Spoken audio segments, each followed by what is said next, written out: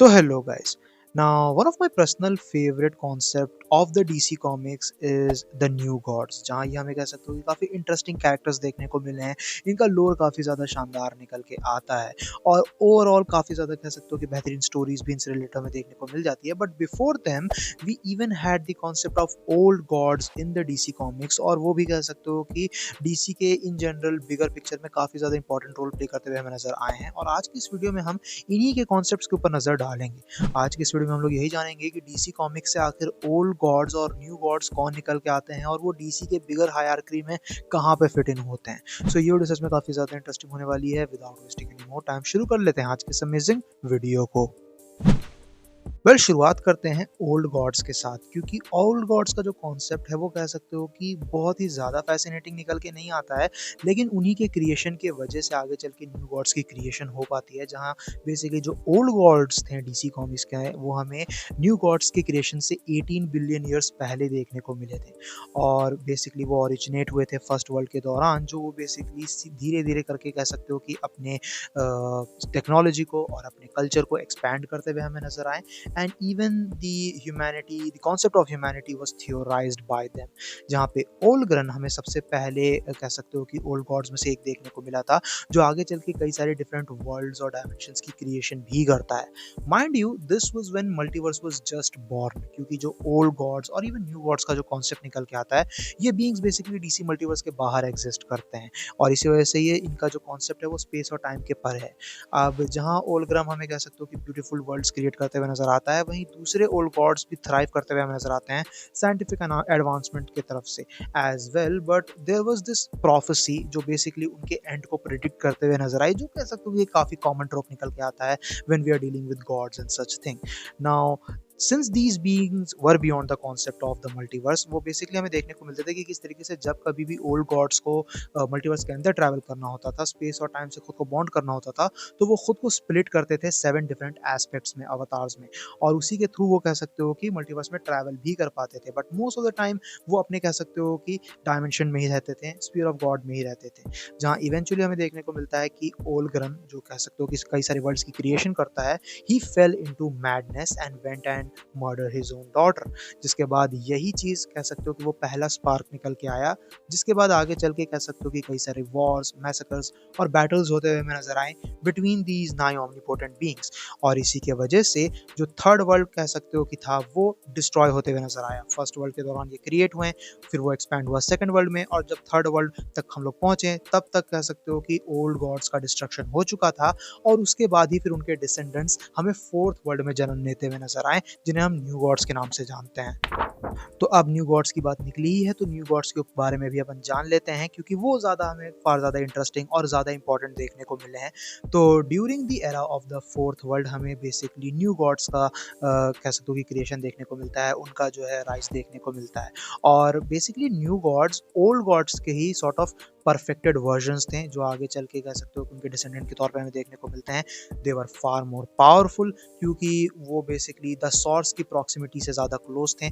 The source वही ultimate power निकल के आती है जिसने हर चीज़ की क्रिएशन की थी, including the old and the new gods. और इसी वजह से न्यू गॉड्स क्योंकि सोर्स से ज़्यादा क्लोज थे, तो इसी वजह से उनकी जो पावर्स थी और उनकी जो टेक्नोलॉजी थी वो हमें ज़्यादा एडवांस देखने को मिली थी। There genetic stability, there technology, everything was nearly perfect. वहीं हमें न्यू जेनेसिस और अपोकलिप्स बेसिकली 2 मेन प्लैनेट देखने को मिले इन न्यू गॉड्स के, जहां ये न्यू गॉड्स रिसाइड करते थे।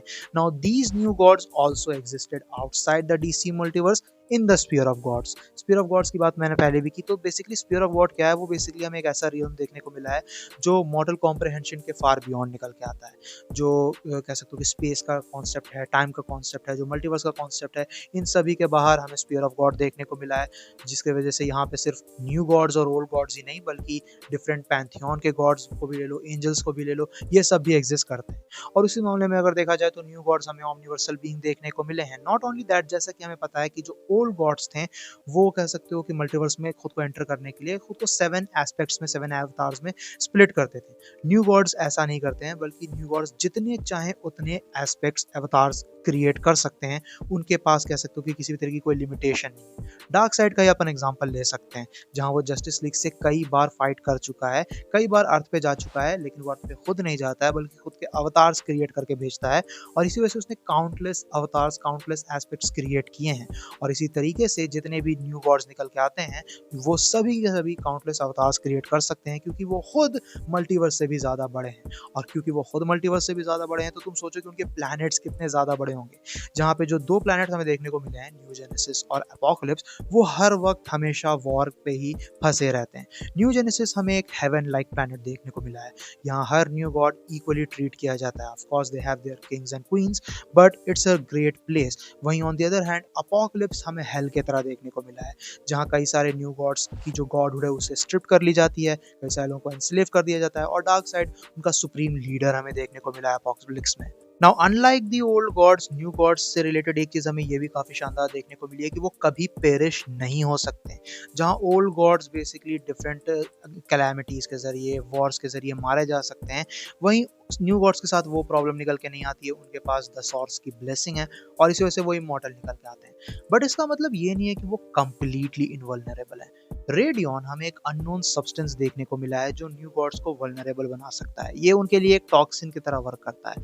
तो अगर किसी न्यू गॉड की गॉडहुड छीन ली जाए और उससे जो है रेडियन से अटैक किया जाए, तो उसकी जान ली जा सकती है, कैनन फॉडर की जान ली जा सकती है। But most new gods can only be heard by them. More importantly though, जो रेडियन है वो कह सकते हो कि काफ़ी ज़्यादा मुश्किल है उसे खोजना। It's nearly impossible to come across it, और हमें ये भी नहीं पता है कि वो एक्चुअली में ओरिजिनेट कहाँ से हुआ है। It is completely unknown.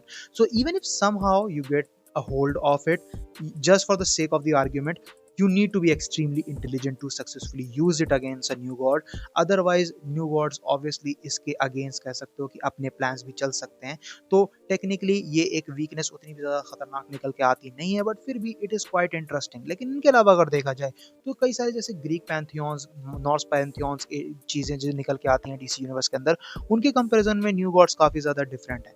वो इस वजह से क्योंकि उन्हें कह सकते हो कि किसी भी तरीके की एनर्जी की ज़रूरत नहीं होती है सर्वाइव करने के लिए। उनके पास उनकी गॉडहुड निकल के आती है ऑब्वियसली, और अगर उनकी गॉडहुड को स्ट्रिप कर लिया जाए, जो सॉर्स या फिर कह सकते हो कि हायर लेवल के न्यू गॉड्स ही कर सकते हैं, तो वो कह सकते हो कि काफ़ी वीक पड़ जाएंगे। But in general new gods basically human belief या ऐसी चीज़ों पे जो है फीड नहीं करते हैं। They are their own beings, और इसी वजह से उनका नाम भले ही न्यू गॉड्स क्यों ना निकल के आए, लेकिन उनका जो ओवरऑल कॉन्सेप्ट है वो एलियन से कहीं ज़्यादा सिमिलर निकल के आता है। And if you are interested about reading more into the lore of New Gods, then I would highly recommend reading the New Gods and the Fourth World Run by Jack Kirby from the late 70s and 80s. And also you should check out the latest The New Gods Run by Ram V from 2024 if you want to know about the characters and the lore. But yeah, DCU के तरफ से हमें जो है mister miracle का एक TV show, एक animated TV show देखने को मिलने वाला है, जिसके थ्रू कह सकते हो कि कई सारे न्यू गॉड्स इंट्रोड्यूस होंगे लाइव एक्शन के अंदर भी आगे चल के। So it's quite interesting to see कि फाइनली लाइव एक्शन के अंदर वो हमें किस तरीके से पोर्ट्रे होते हुए देखने को मिलेंगे। That will be quite interesting. तो गाइस ये थी वीडियो डीसी कॉमिक्स के ओल्ड गॉड्स और न्यू गॉड्स को लेके।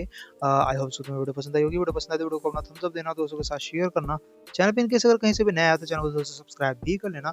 Shot out to Jazz Singh and Wolverine for supporting the channel. भी तुम भी चैनल पे एक्स्ट्रा सपोर्ट दिखा सकते हो by becoming a member, bye joining the channel. बाकी मेरे इंस्टाग्राम का लिंक नीचे डिस्क्रिप्शन में मिल जाएगा, you can check me out there as well. मैं मिलता हूँ तुमसे ऐसे किसी नेक्स्ट वीडियो में। Till then bye, stay tuned, stay awesome.